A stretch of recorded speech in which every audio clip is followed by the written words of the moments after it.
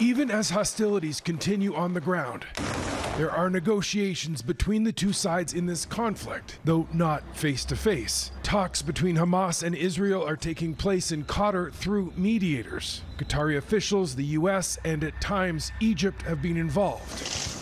According to the Qatari Prime Minister, a deal for the release of some hostages may be imminent. The sticking points, honestly, at this stage are more practical, logistical.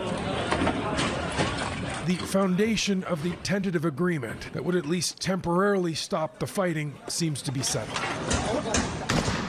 According to reports, it's a 6-page document. Some of the finer details are still being ironed out. But the basics are that Hamas would release 50 hostages, women and children being held in Gaza. In return, both sides would pause fighting for 5 days, and Israel would allow more humanitarian aid in. The Israeli ambassador to the U.S. Sunday morning on ABC said he's hopeful. I don't want to go into the details of these talks. They are obviously very sensitive.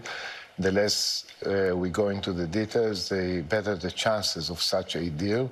But they are very serious efforts. The Israeli Prime Minister said as recently as Saturday that right now there is no deal and that his government won't buckle under international pressure calling for a ceasefire. But he is also under pressure from here at home. There have been several rallies this weekend pushing Benjamin Netanyahu to free the hostages. Bring them home now!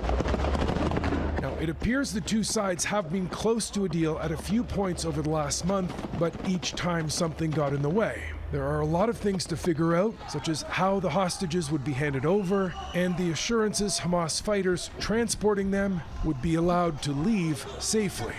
Whatever happens, Benjamin Netanyahu says a pause would be temporary. Israeli troops, as soon as it expired, would go right back to rooting out Hamas fighters.